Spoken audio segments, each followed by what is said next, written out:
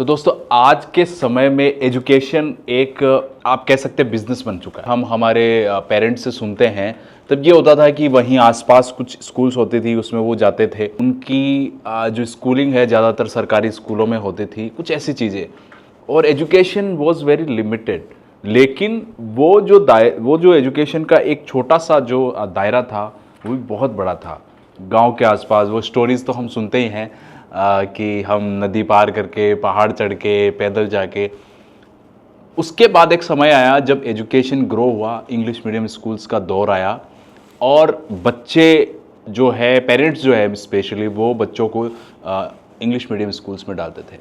फिर एक दौर आया एजुकेशन इंस्टीट्यूट्स का, जो इंस्टीट्यूट बच्चों को फाउंडेशन कोर्सेज करवाती है, like professional courses like CA, like engineering, जो लाइक ऐसे बहुत से एग्जाम्पल है। आज जो मैंने अखबारबाजी का जो आर्टिकल है ये कोटा पर बेस्ड है, क्योंकि कोटा एजुकेशन का हब माना जाता है स्पेशली फॉर साइंस स्टूडेंट्स। इसकी सबसे पहली लाइन है दोस्तों, कोचिंग सिटी के हाल बदतर, कोटा का अस्तित्व बचाने के लिए बच्चों को बचाना जरूरी है। ये आर्टिकल लिखा है हरिराम मीणा ने, जो रिटायर्ड आईपीएस हैं और साहित्यकार भी हैं।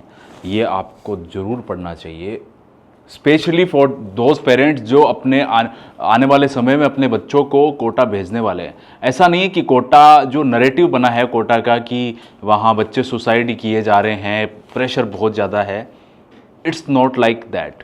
हाँ, वहाँ पर बच्चों ने सुसाइड किए थे, वहाँ पर ऐसे केसेस देखने को मिले थे कि बच्चा हताश होके और अपने खुद से नाखुश होके वो जो है प्रेशर में आके घर चला गया और पढ़ाई छोड़ दी, या फिर कुछ ऐसे केसेस। एजुकेशन का हब आज भी कोटा है, और ये नैरेटिव पूरी तरह सत्य नहीं है कि Kota is a depressed place. It's not like that कि नैरेटिव के चलते और वहाँ पे जो है बच्चे कम जा रहे हैं, पेरेंट्स को डर लग रहा है अपने बच्चों को भेजने के लिए। होता क्या है, जो बच्चा टैलेंटेड होता है, पढ़ाई लिखाई में अच्छा होता है, वो वहाँ मार्क्स लाता है, उसके रैंक्स आते हैं, पेरेंट्स दूसरे पेरेंट्स उससे प्रभावित होते हैं, इन्फ्लुएंस होते हैं और बच्चों को भेज देते हैं। हो सकता है ऐसे बच्चों को भेजा जाए जिन पर प्रेशर हो साइंस लेने का, आईआईटी जाने का और लाइफ में कुछ अच्छा लेकिन बच्चा कुछ और चाहता हो। फिर वो बच्चा कोटा जाता है, एक्सपेक्टेशन से मैच नहीं खा पाता वो बच्चा, और फिर वो प्रेशर में इस तरह से कदम उठाता है। इंटरेस्टिंगली कोटा में as per this article, Kota में जिस कमरे का रेंट होता था 18 से 20 हज़ार रुपये, 18 से 20 हज़ार से सीधा 5 हज़ार रुपये उस रूम का किराया है। ऐसा नहीं कि वहाँ कोचिंग इंस्टीट्यूट कम हुए हैं, ऐसा नहीं वहाँ टीचर्स की कमी है, ऐसा नहीं कि बच्चों की कमी है, लेकिन वहाँ ये हो रहा है कि अब इस नैरेटिव के चलते जो पेरेंट्स हैं वो जो बच्चों को भेजने वाले हैं वो कोटा नहीं भेज रहे हैं, और कोटा में जो पॉपुलेशन है, ये जो बाहर के लोग पढ़ने आते हैं, इनकी बहुत ज़्यादा कम हो गई है। इसके अलावा दोस्तों बड़ा दुख हुआ जब मैंने ये आर्टिकल पढ़ा, सीरियसली।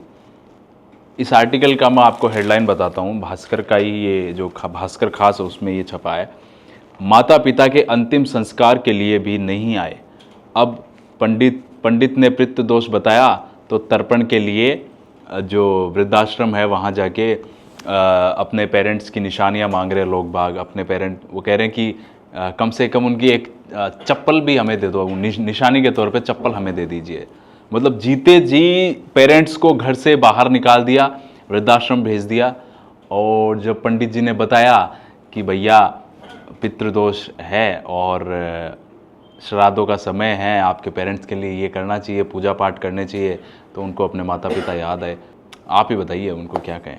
स्पोर्ट्स न्यूज़ की बात करें दोस्तों, एशियन चैंपियनशिप में भारत ने चाइना को हरा दिया है 1-0 से, और 5वीं बार भारत ये खिताब जीत चुका है।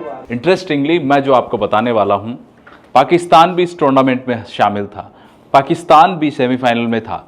पाकिस्तान हारता है, और जब फाइनल मुकाबला होता है इंडिया और चाइना का, तो पाकिस्तान वहाँ पर, पाकिस्तान की टीम के जो खिलाड़ी हैं वो चाइना का झंडा लेके इंडिया के अगेंस्ट हुटिंग करते हैं और चाइना को सपोर्ट करते हैं।